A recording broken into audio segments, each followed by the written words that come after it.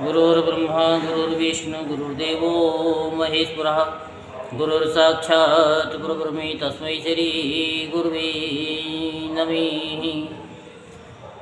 जय गणेश मंगल करण मंगल में गुणधाम मंगल में मंगल करो गणपति कोटि प्रणाम। सुर बिन मिले न सरस्वती गुरु बिन मिले न ज्ञान जल बिन हंसा नहीं मिले भक्ति बिना भगवान। सच्चिदानंद रूपाय विश्वोत्पत्त्यादि हेतवे तापत्रे विनाशाय श्री कृष्णाय वयं नमः। आज हम आपको श्रीमद्भागवत महापुराण के पंचम स्कंद का 15वां अध्याय सुनाएंगे। भरत जी के वंश का वर्णन।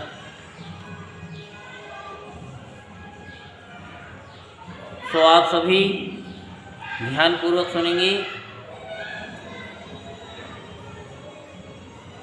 श्री सुखदेव जी कहते हैं कि राजन, भरत जी का पुत्र सुमति था। ये पहले कहा जा चुका है। उसने ऋषभ देव जी के मार्ग का अनुसरण किया, इसलिए कलयुग में बहुत से पाखंडी अनार्य पुरुष अपनी दुष्ट बुद्धि से वेद विरुद्ध कल्पना करके उसे देवता मानेंगे। उसकी पत्नी वृद्धसेना से देवताजित नामक पुत्र हुआ। देवताजित के आसुरी के गर्भ से देवधुम्मन के धैनुमति से परमेष्टि और उसके सोवर्चला के गर्भ से प्रतिही नाम का पुत्र हुआ। इसने अन्य पुरुषों को आत्मविद्या का उपदेश कर स्वयं शुद्ध चित्त होकर परम पुरुष श्री नारायण का साक्षात अनुभव किया था। प्रतिही की भार्या सोवर्चला के गर्भ से प्रतिहर्ता, प्रस्तोता और उद्गाता नाम के 3 पुत्र हुए।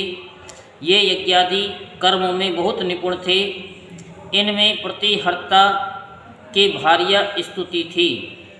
उसके गर्भ से अज और भूमा नाम के 2 पुत्र हुए। भूमा के ऋषि कुल्या से उद्गीत, उसके देव कुल्या से प्रस्ताव और प्रस्ताव के नियुक्ता के गर्भ से विभु नाम का पुत्र हुआ। विभु के रति के उदर से पृथुसेन और पृथुसेन के आकुति से नक्त और नक्त के दुर्ति के गर्भ से उदार कीर्ति राज ऋषि प्रवर गय का जन्म हुआ। ये जगत की रक्षा के लिए सत्वगुण को स्वीकार करने वाले साक्षात भगवान विष्णु के अंश माने जाते थे। संयम आदि अनेकों गुणों के कारण इनकी महापुरुषों में गणना की जाती है। महाराज गय ने प्रजा के पालन पोषण, रंजन, लाड़ चाव और शासन आदि करके तथा तरह तरह के यज्ञों का अनुष्ठान करके निष्काम भाव से केवल भगवत प्रीति के लिए अपने धर्मों का आचरण किया। इससे उनके सभी कर्म सर्वश्रेष्ठ परम पुरुष परमात्मा श्री हरि के अर्पित होकर परमात्म रूप बन गए थे। इससे तथा ब्रह्मवेता महापुरुषों के चरणों की सेवा से उन्हें भक्ति योग की प्राप्ति हुई।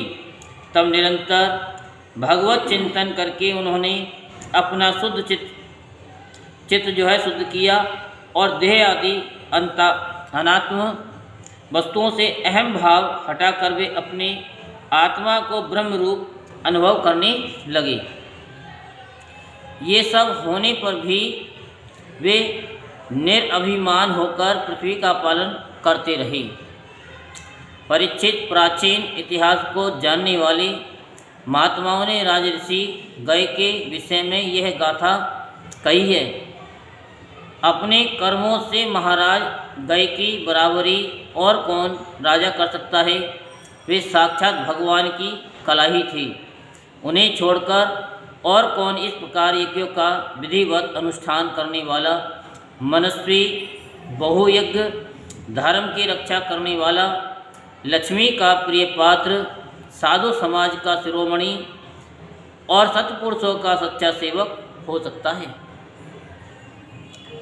सत्य संकल्प वाली परम साध्वी, श्रद्धा, मैत्री और दया आदि दक्ष कन्याओं ने गंगा आदि नदियों के सहित बड़ी प्रसन्नता से उनका अभिषेक किया था तथा उनकी इच्छा न होने पर भी वसुंधरा ने गौ जिस प्रकार बछड़े के सने से पिन्हाकर दूध देती है, उसी प्रकार उनके गुणों पर रीझ कर प्रजा को धन रत्नादि सभी अविष्ट पदार्थ दिए थे।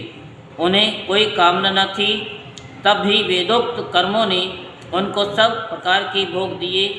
राजाओं ने युद्ध स्थल में उनके बाणों से सत्कृत होकर नाना प्रकार की भेंटें दी तथा ब्राह्मणों ने दक्षिणा आदि धर्म से संतुष्ट होकर उन्हें परलोक में मिलने वाले अपने धर्म फल का छठांश दिया।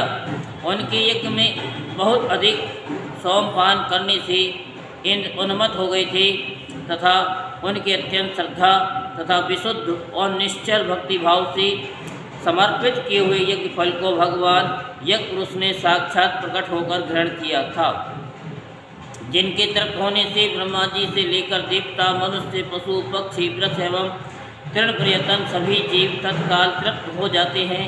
वे विश्वात्मा श्री हरि नित्य तृप्त होकर भी राज ऋषि गय के यज्ञ में तृप्त हो गए थे, इसलिए उनकी बराबरी कोई दूसरा व्यक्ति कैसे कर सकता है। महाराज गय के गयंती के गर्भ से चित्ररथ, सुगति और अवरोधन नामक 3 पुत्र हुए।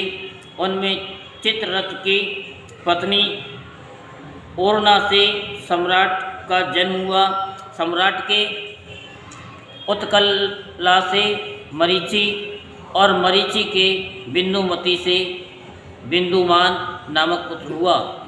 उसके सरघा से मधु, मधु के सोमना से वीरव्रत और वीरव्रत के भोजा से मंधु और पर्यंथु नाम के 2 पुत्र हुए।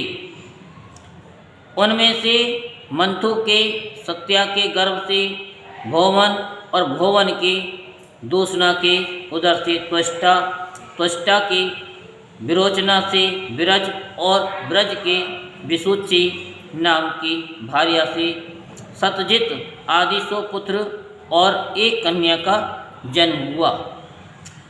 विरज के विषय में ये श्लोक प्रसिद्ध है।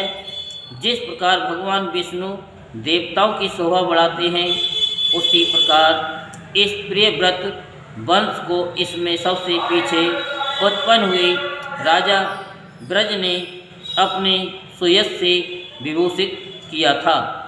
यहीं पर श्रीमद् भागवत महापुराण के 5वें स्कंद का 15वां अध्याय संपूर्ण होता है। बोल वृंदावन बिहारी लाल की जय, बोल बांके बिहारी लाल की जय।